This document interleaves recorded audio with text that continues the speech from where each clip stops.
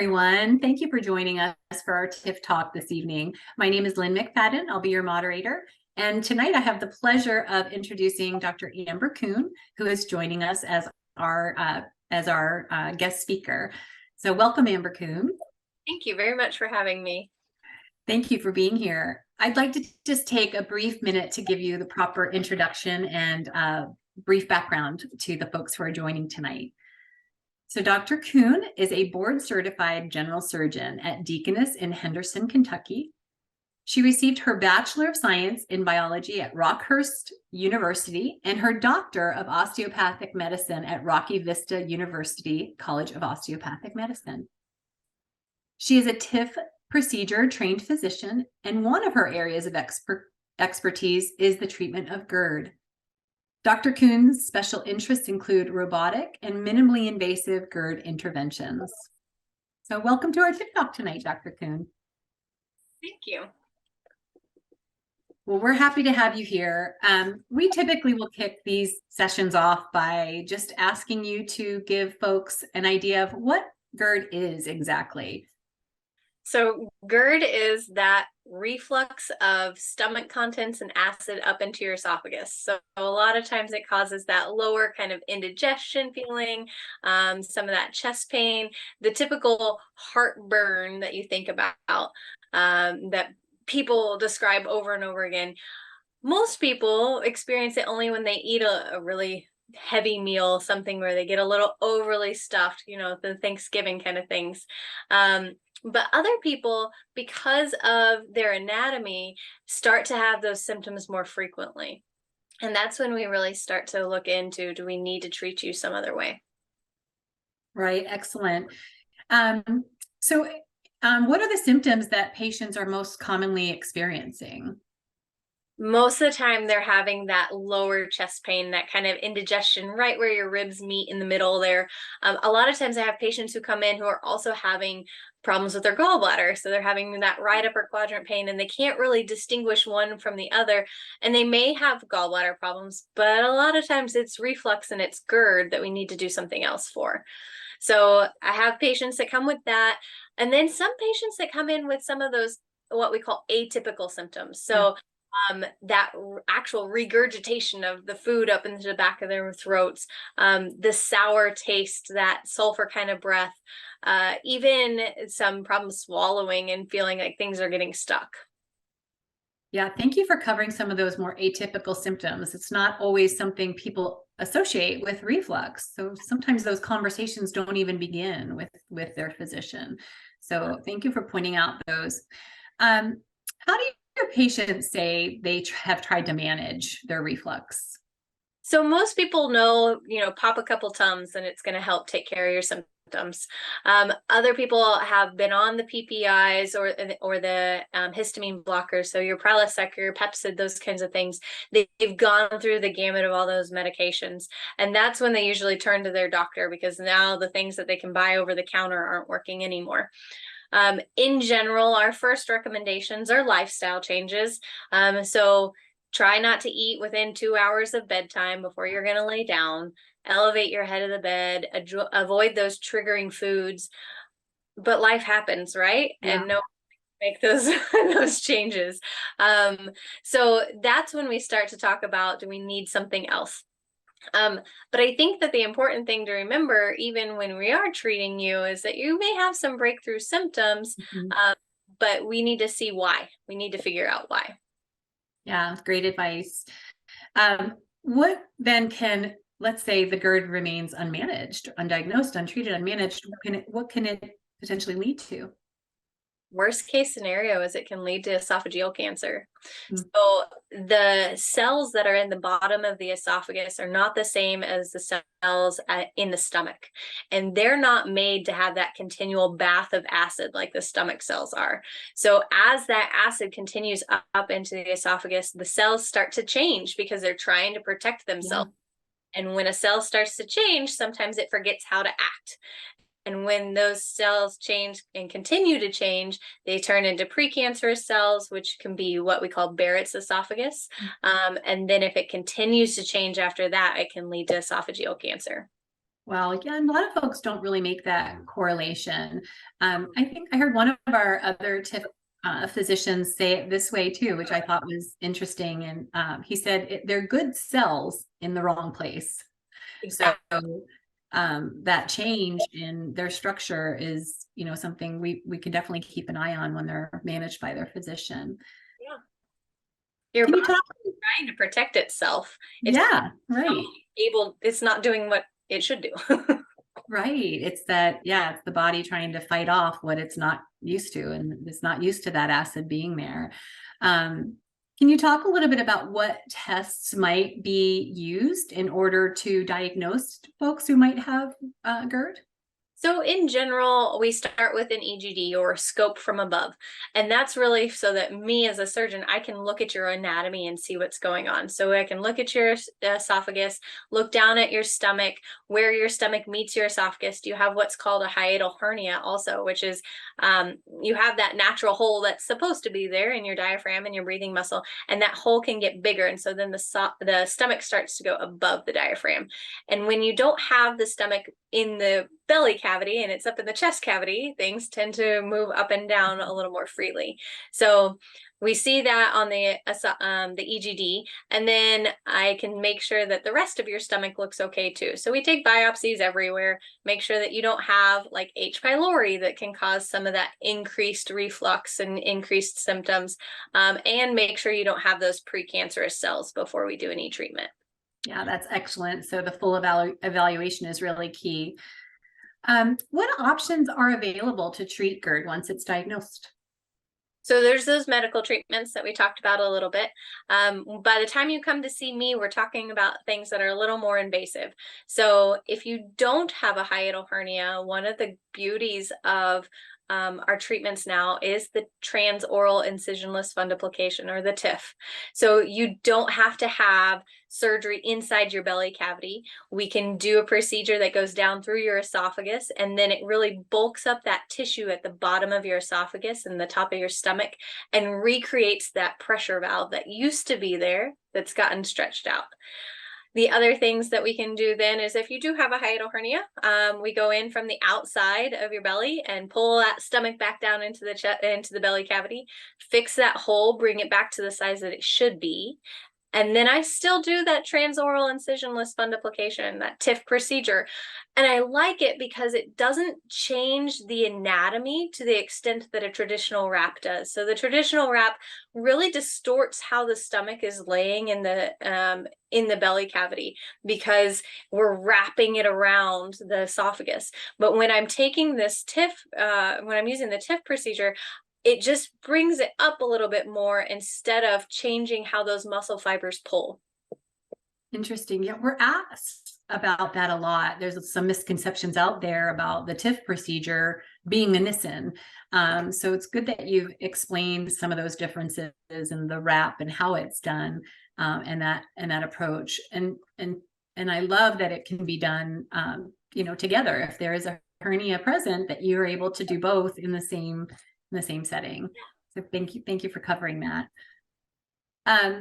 If obviously there's some things that draw you to the procedures that you recommend for your patients, but what is it exactly that you think your patients, what makes them drawn to the TIF procedure as an option? I think part of the draw to it is, if you don't have a hiatal, is the ability to get this treatment without major surgery on the outside. I say that with a caveat, because any surgery is major surgery, right? Even the minor things can turn into major things. But recovery is a lot faster when it's just the TIF instead of a hiatal repair with a TIF. That being said, people do well with both of them. Yeah. So with the straight TIF procedure, because there are no incisions, but when you're combining it with the hernia repair, the incisions are part of that recovery, and make it a little longer, probably, right? Yeah. In general, though, pain is really well controlled with that. Even Tylenol or Motrin is all patients need. Wonderful. Are you seeing that? Are you seeing the prevalence of hernia in conjunction with these reflux patients in your practice? I am, and part of that is the nature of what I do, right? I'm a surgeon. Yeah. To to me for your idol. But I am seeing a lot of it. And I think in general, it's just as time progresses with our bodies, if you've got that kind of weakness, it's going to continue to develop. Yep, just get weaker over time. So intervention is ultimately something that those who are struggling for a long time really should strongly consider. Can you talk a little bit about, you've talked about what the TIF procedure is and how it's done and comparatively to the Nissen. Can you talk a little bit about the recovery that patients might experience after the TIF procedure? Yeah, so recovery is really quick, actually. Out of my own precautions, probably, and me wanting to make sure that everyone does okay, I keep them overnight.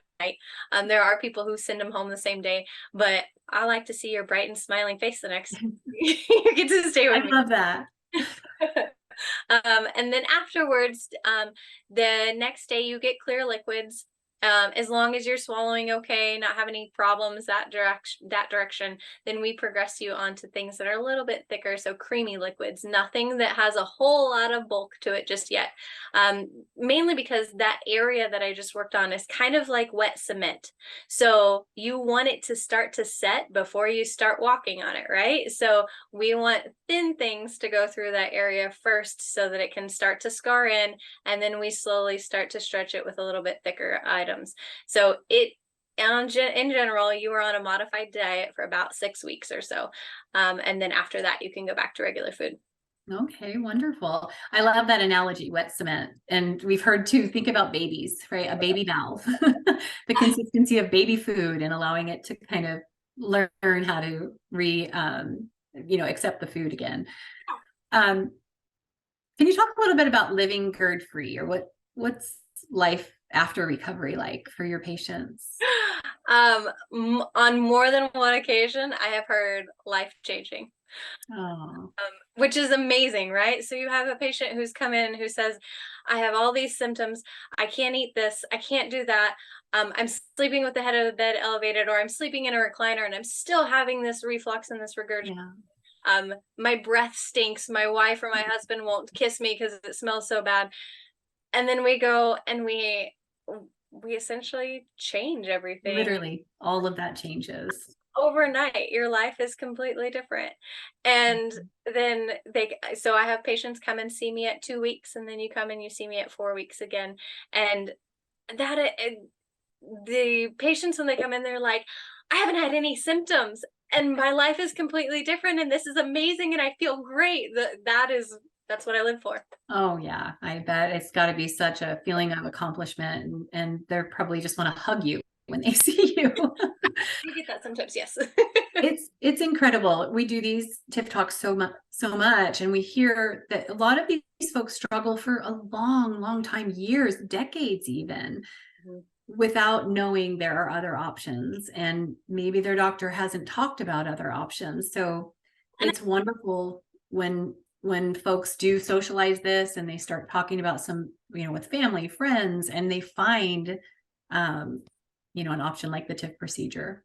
Well, I think there's such a bad perception of GERD surgery, right? Because most people only know about that traditional Nissen, and you have that post-operative bloat, you're miserable, you can't throw up, some of those things that just go along with it. And without knowing these other options that we have, a lot of times it seems more reasonable to stay on those PPIs and to just modify things because it's better than the post-operative symptoms that you may have. Yeah. With a TIF, you don't have those same things because you have a functioning valve. So you're able to burp, you're able to let some of those things up. You can still vomit if you need to.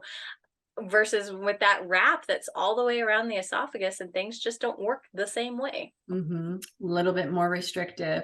It's amazing that when you hear these outcomes, and it's a very common phrase that it's changed my life, it just gives you goosebumps. I don't care how many times you hear it. It's so rewarding to be able to really help folks and get them over that chasm of this disease. So thank you for the work you do in that space, and really the passion you have for treating reflux patients. They have an option, and they have physicians like you in this space learning every day what's new and coming, and what's the latest and greatest treatment options. So constantly asking your doctor for that advice and direction, I think is a great tip for our consumers. What are the things your patients enjoy being able to do after TIF? I know you covered some of those things, they're just thrilled. Are there any common feedback items that you hear, diet or exercise, like I'm able to lift weights again, or I'm able to play with my grandkids again, or is there any... Number one is I can eat pizza again. Pizza and wine. We hear a lot of I could drink wine again. So it's great. I mean, these things obviously are slowly reintroduced back in, and probably with a little trepidation. They're probably not sure what to expect, and then overcome that challenge number one with the pizza. Then you follow with the wine. Yeah. I love it. That's so great.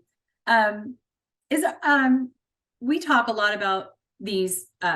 We talk a lot on TIF Talks about, how patients are struggling, and they share their stories and their questions often. I'd love to just take a minute to give you maybe a few common questions that were often asked so that you can address those and just kind of give your perspective, if you don't mind. So let's see here. I'm going to bring up just a quick list. Sorry. And let's start with the anatomy.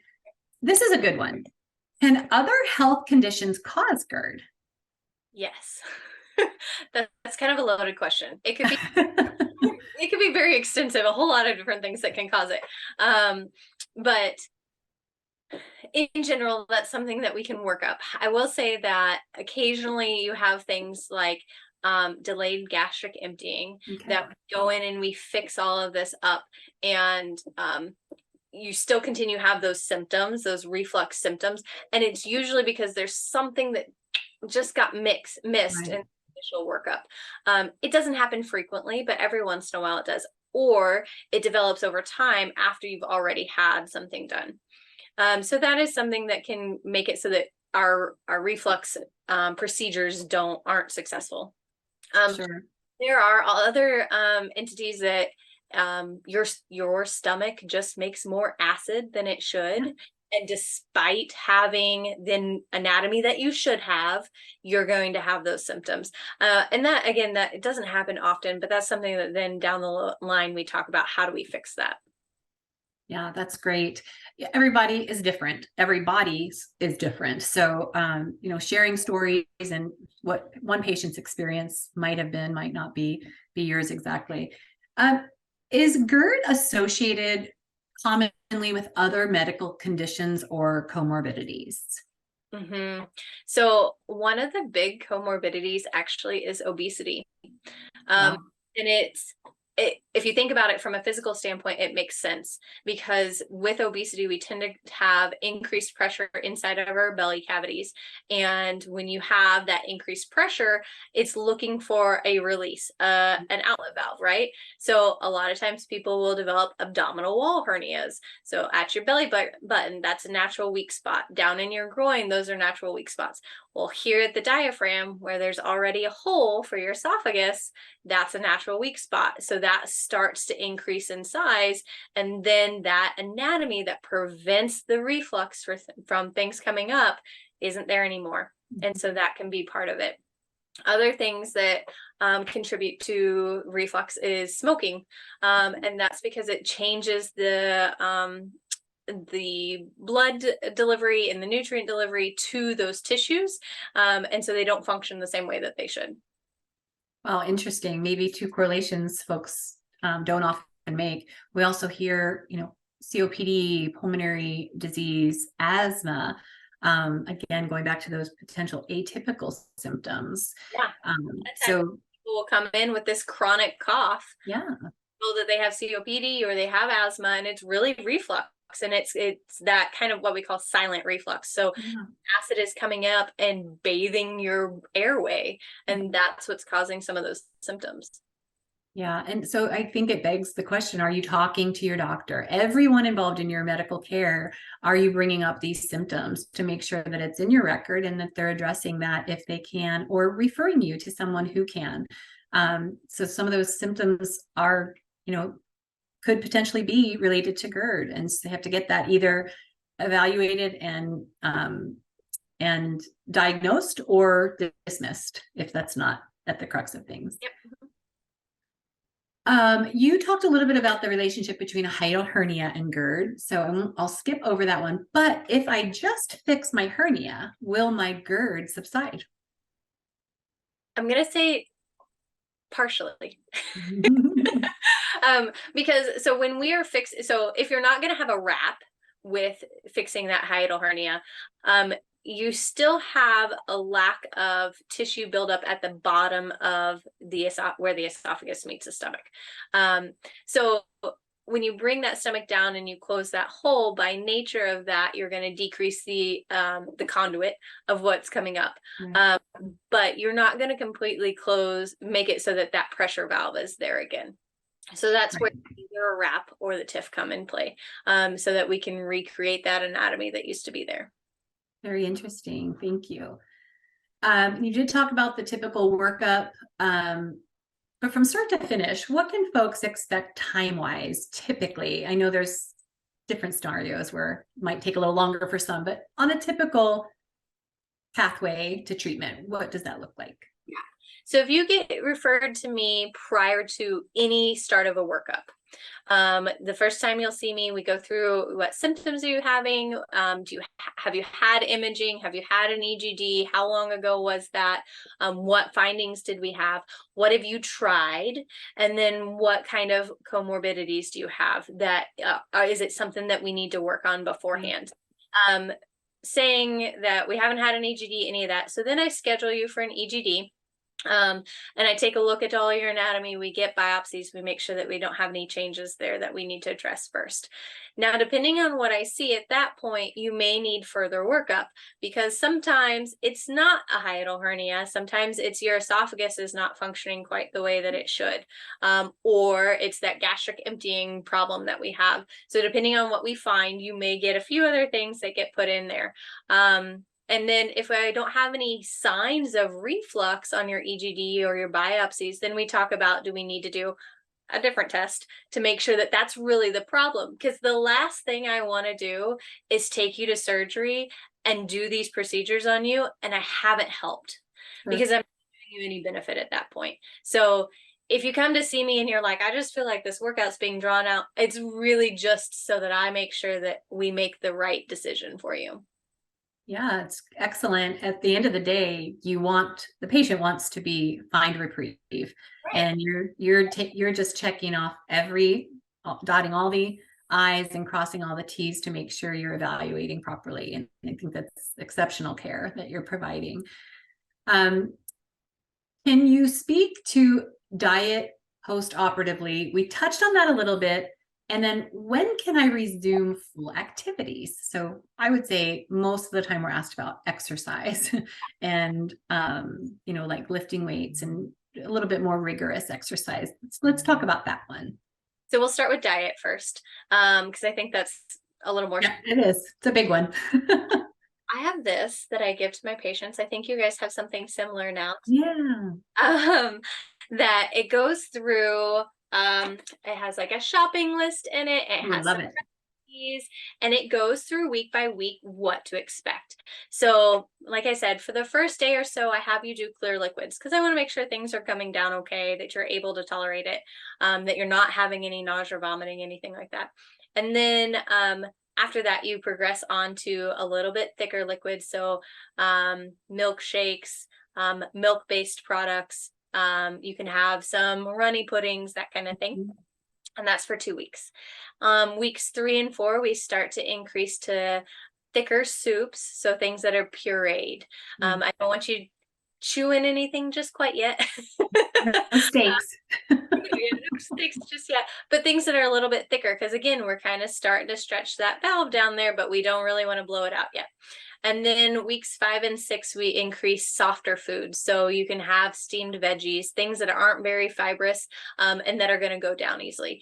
I tell my patients that if you start to progress onto that next step of your diet, if you feel any pulling or tugging, if you feel like things are getting stuck, back down, either take smaller bites and spread out your meal over a longer amount of time, or back down to the level right before, give yourself a day or so and try again. Ultimately, listen to your body. Your body is really smart. It knows what's going on. So if you're having problems, we're moving too quickly. After the week 6, at the end of that week, you get to go back to whatever sounds good. Yum. Your food all over again. And that's when you can have that steak. That's right. That's right. That's excellent. We hear a lot that patients tend to lose weight afterwards and they're excited about that. It's like an added bonus to having the procedure. But the diet is tolerable, we hear. It's just rethinking the way you see food and what you're doing and how you're reintroducing it to your body and why. If you make a plan beforehand, you can do it. Sure. If you show up the day after your procedure and you're in your house and you're looking at regular food everywhere and you don't have any good options, Yeah. of course it's not going to work, right? Stressful. It's a two-way street. I can do everything you want me to do for you, but if you don't do it on your side, we're not going to be successful. So Yeah. I stress that preoperative planning for a patient. Go out and do your shopping beforehand so that you have a plan. So that it's in your pantry, it's in your fridge, and you're not searching for something it may be difficult because your family's over there eating regular food, but you need to have a plan. Yeah, it's a great advice, pre-planning for anything, but especially when it comes to a 6-week meal plan.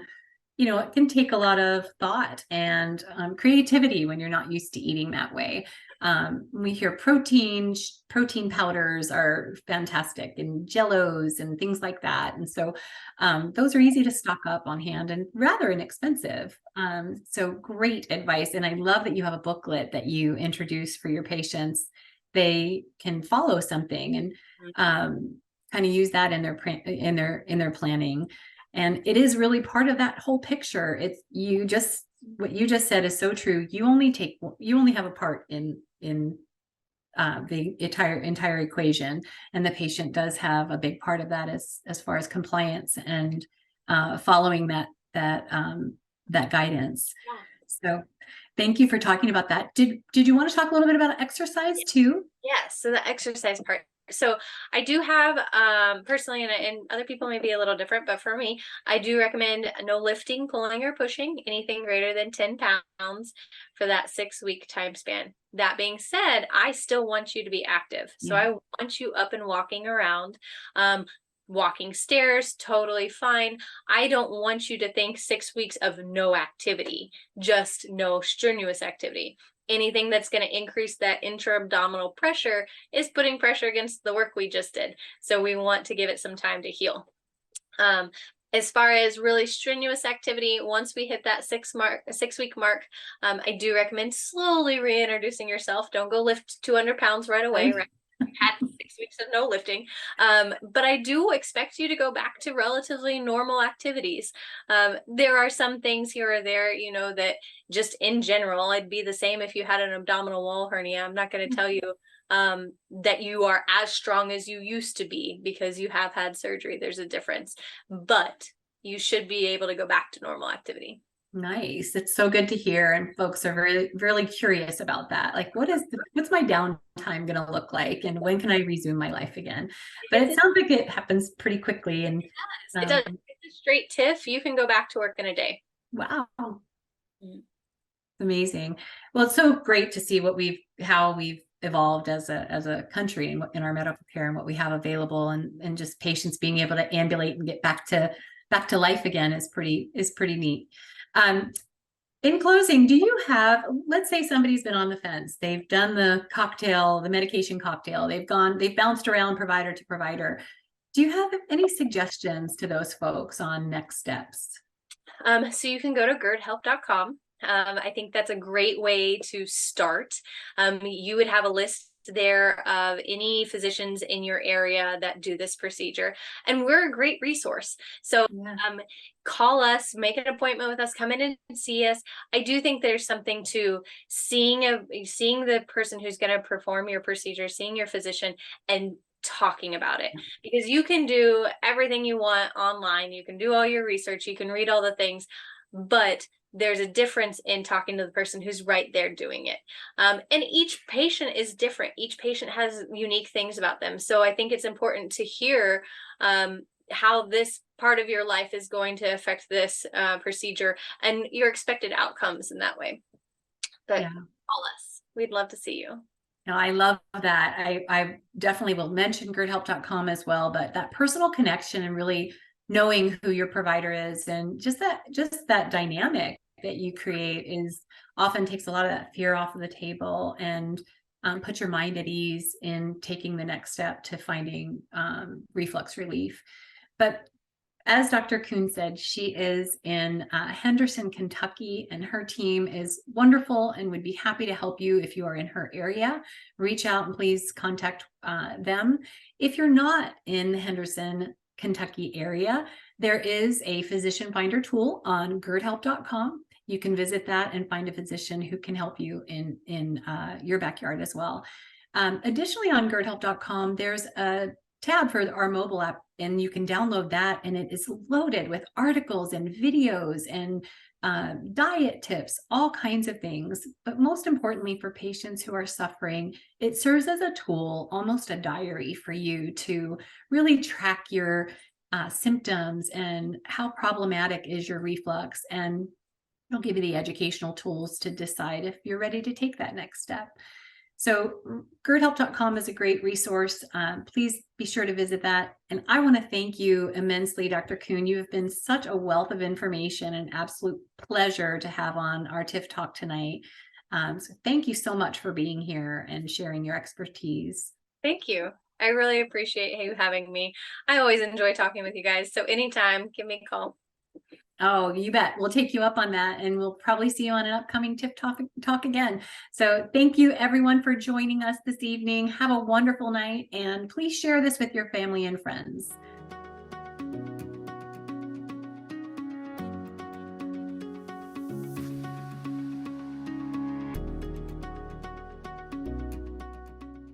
Now that I'm 9+ weeks out from surgery, it's pretty surreal that I keep waiting for heartburn to happen. I keep waiting for the GERD symptoms to come back after I start, implementing foods that I can eat again. And it's not happening. I feel very happy. I feel very grateful. I feel solid in knowing that the TIF procedure worked. I've been running again. I can do push-ups. I can bend over and pick something up without acid coming up into my throat. Yeah, I'm serious. I mean, that's where it had gotten. The dry mouth and the dry throat and dry esophagus, it made it really difficult to speak. And I would get a sore throat a lot from sleep. When I would sleep, the acid would come up into my throat and I would wake up with a sore throat and a hoarse voice. Now I wake up, maybe I think about it because I'm conditioned to think that way, but the cool thing now is that if I do have that thought, which is fluttering away each day, but if I do have that thought, I quickly can scan myself and there's no heartburn, and there's no sore throat, and there's no wheezing, and there's no fear about having a cup of coffee. I just don't wake up feeling defeated and sad and down. I mean, if somebody is having severe GERD symptoms and they've exhausted all their options, even if they haven't exhausted all their options, if they have severe enough symptoms like the symptoms that I had, I would 100% suggest the TIF procedure, because it's been a complete 180 to the way I feel and for the things that I'm able to do now. So if somebody has severe GERD symptoms, chronic acid reflux, I would 100% recommend the TIF procedure.